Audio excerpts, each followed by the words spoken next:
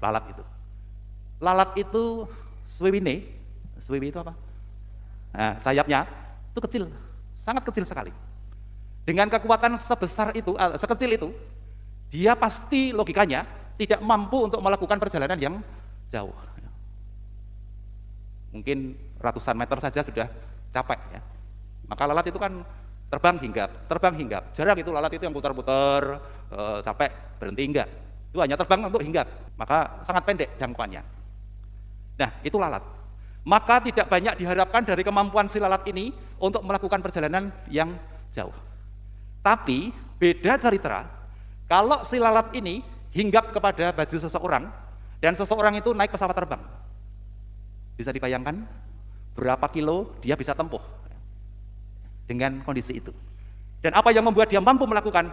Karena dia ditopang yang membackingi itu adalah sayap yang berlipat-lipat kekuatannya.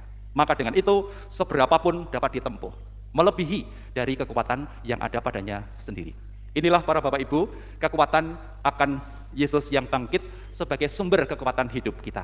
Mari kita mohon supaya ini menjiwai dan menguasai diri kita sehingga kita tidak ada rasa kekhawatiran di dalam hidup, tidak ada ketakutan terhadap segala kesulitan, tantangan apapun itu bentuknya, karena kita punya backing ilahi yang setia dan tidak pernah meninggalkan kita.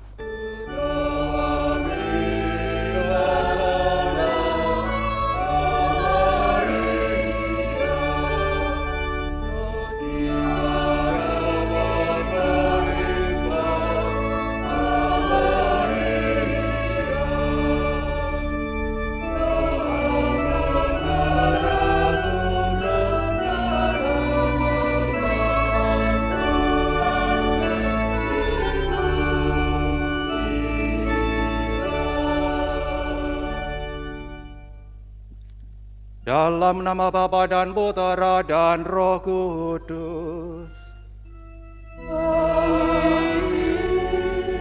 Rahmat dan damai sejahtera dari Allah Bapa dan dari Tuhan kita Yesus Kristus bersamamu.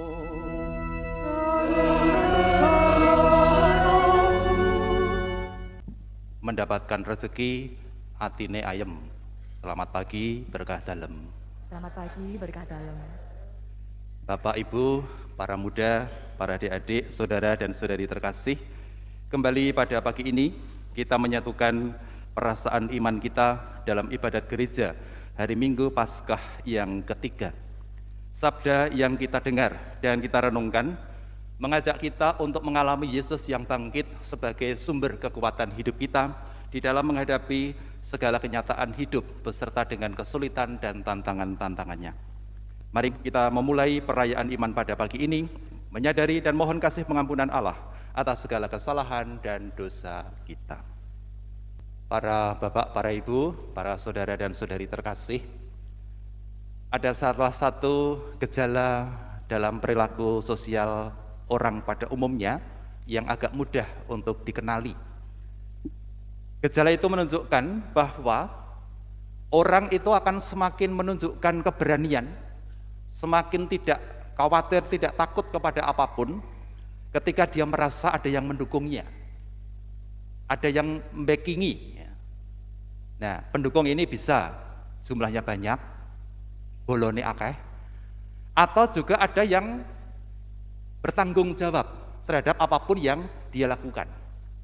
Ini yang menjadi alasan keberanian, bahkan mungkin bisa menjadi kenekatan itu bisa muncul.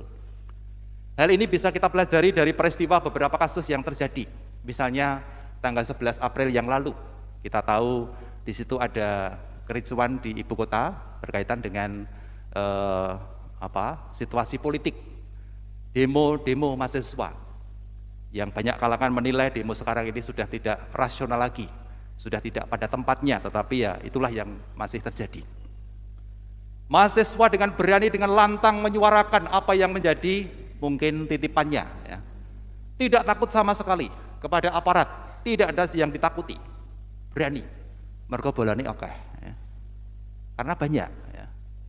Atau juga ada yang bertanggung jawab terhadap para mahasiswa ini, kalau nanti ada sesuatu yang menimpa padanya, maka juga dia tidak khawatir terhadap apapun. Bisa pula kita belajar dari biasanya kalau selesai laga-laga sepak bola, wah itu sangat kentara. Wah, benderanya berkibar-kibar kalau menang ya. Kalau kalah ya nggak dikibarkan. Yang menang itu wah, itu seluruh jalanan itu harus mengikuti dia, minggir-minggir dan segala macamnya. Neng nek balane akeh. Tapi kalau sendirian nggak berani sama sekali, ya. Diam-diam bahkan ya. Walaupun timnya menang ya. Inilah salah satu yang mudah untuk kita lihat di situ. Nah, Bapak Ibu dan saudara-saudariku terkasih, barangkali pengalaman iman itu ada kemiripan dengan ini. Dan itu bisa kita belajar dari pengalaman para murid yang dikisahkan di dalam bacaan-bacaan pada hari ini. Dalam warta Injil disebutkan Petrus dan beberapa murid yang lain itu mencari ikan di Danau Tiberias, tetapi semalam-malaman dikatakan tadi tidak mendapat apa-apa. Padahal Petrus itu lahir cengar itu di kampung nelayan, dari kecil itu sudah dididik untuk bisa mencari ikan dan sangat menguasai mengenai dunia perikanan. Musimnya bagaimana, arah angin seperti ini, di mana ikannya, itu paling tahu. Tetapi kalau tidak menangkap ikan, ini sesuatu yang membuat semangat hidup Petrus dan para murid yang lain juga menjadi lesu. Kemampuannya sudah dikerahkan, tetapi hasilnya tidak ada. Lalu datanglah Yesus dari kejauhan, dari pinggir pantai, dan mengusulkan, tebarkanlah jalamu di sebelah kanan perahu. Yesus bukan ahli ikan. Kalau mebeler itu jagonya Yesus, karena anak tukang kayu. Ini bandingkan Petrus, nggak ada apa-apanya sebetulnya. Tetapi Petrus dan murid-murid yang lain berani menanggalkan segala kemampuan yang dimilikinya, berani mencoba memasuki wilayah di mana dia hanya mengandalkan pihak lain, dan pihak lain itu adalah Tuhan tadi. Lalu dilakukan juga oleh Petrus dan teman-temannya, dan hasilnya jala mereka penuh dengan ikan, 153 ekor tadi, hampir koyak walaupun tidak ya. Inilah pengalaman Petrus, mengalami Tuhan yang menjadi backingnya, Tuhan yang menjadi pendukungnya, maka banyak berkat melimpah yang bisa muncul dari situ. Rupanya ini juga dialami setelah kebangkitan. Petrus mewartakan dan menjadi saksi kebangkitan dengan gagah berani. Bahkan ketika di penjara, dia tetap tidak bergeming dan mengatakan tadi di dalam warta pertama, kita harus lebih taat kepada Allah daripada kepada manusia. Keberanian Petrus pasti tidak dari dirinya sendiri, tetapi pasti ada yang menjadi backingnya, ada yang menanggung dan menjawab kehidupannya, ada yang menjaminnya, dan itu tidak lain tidak bukan adalah Kristus yang telah bangkit. Inilah para Bapak Ibu yang bisa kita timba dan menjadi pesan untuk kita hari ini, mengalami Yesus yang bangkit itu sebagai sumber kekuatan kita, yang menjadi backing ilahi untuk kita. Nah, kalau kita sudah punya backing ini, tidak ada alasan untuk mengalami khawatir, cemas, takut, bahkan terhadap masa depan dan segala sesuatu yang seringkali mengganggu kedamaian hati kita.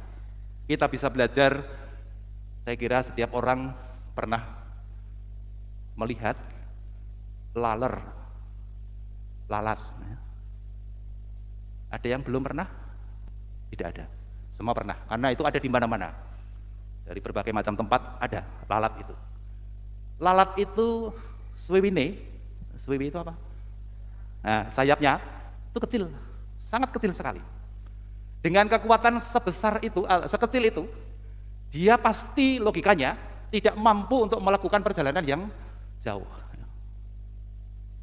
Mungkin ratusan meter saja sudah capek ya. Maka lalat itu kan terbang hinggap. Jarang itu lalat itu yang putar-putar, capek, berhenti, enggak. Itu hanya terbang untuk hinggap, maka sangat pendek jangkauannya. Nah, itu lalat. Maka tidak banyak diharapkan dari kemampuan si lalat ini untuk melakukan perjalanan yang jauh. Tapi beda cerita kalau si lalat ini hinggap kepada baju seseorang dan seseorang itu naik pesawat terbang. Bisa dibayangkan berapa kilo dia bisa tempuh dengan kondisi itu. Dan apa yang membuat dia mampu melakukan? Karena dia ditopang Yang membackingi itu adalah sayap yang berlipat-lipat kekuatannya. Maka dengan itu seberapapun dapat ditempuh, melebihi dari kekuatan yang ada padanya sendiri. Inilah para Bapak Ibu, kekuatan akan Yesus yang bangkit sebagai sumber kekuatan hidup kita. Mari kita mohon supaya ini menjiwai dan menguasai diri kita sehingga kita tidak ada rasa kekhawatiran di dalam hidup, tidak ada ketakutan terhadap segala kesulitan, tantangan apapun itu bentuknya, karena kita punya backing ilahi yang setia dan tidak pernah meninggalkan kita. Kemuliaan kepada Bapa dan Putra dan Roh Kudus. Marilah mewartakan misteri iman kita. Setiap hari kami mengalami dan minum dari piala ini, Bapa-Ku Tuhan,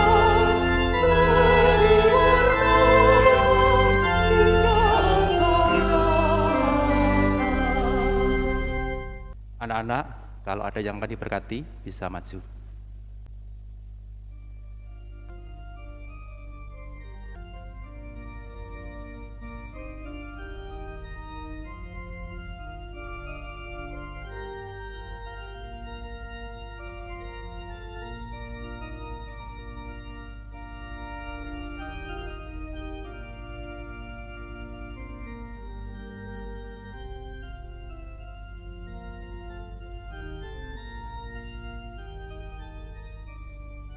Bapak, Ibu, Saudara dan Saudari terkasih, hari ini sebetulnya kita juga mendapatkan sapaan pastoral dalam bentuk surat gembala dari Bapak Uskup Agung Semarang berkaitan dengan peringatan Hari Pendidikan Nasional tanggal 2 Mei besok pagi.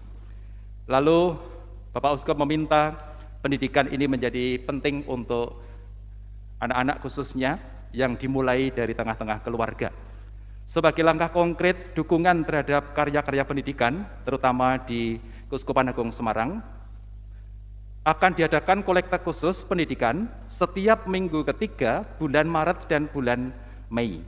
Jadi di bulan ini, itu nanti di minggu ketiga, itu kolekte khusus pendidikan. Artinya kolekte itu 100% diintensikan untuk karya pendidikan Katolik khususnya di Keuskupan Agung Semarang. Lalu yang kedua, gerakan Rp2.000. Setiap orang, ini hitungannya per gundul, tidak per keluarga, tapi per gundul. Kalau gondrong berarti tidak masuk ini. Maksudnya per jiwa ya. Gerakan Rp2.000 dilakukan setiap bulan, dimulai sekarang. Kalau sudah dimulai kemarin-kemarin lebih bagus. Jadi setiap ada 2.000 kita masukkan seperti celengan APP itu ya. Kemudian setiap bulan dihitung dan disetorkan kepada bisa lewat keluarga, kemudian bendahara lingkungan, dan kemudian bendahara paroki.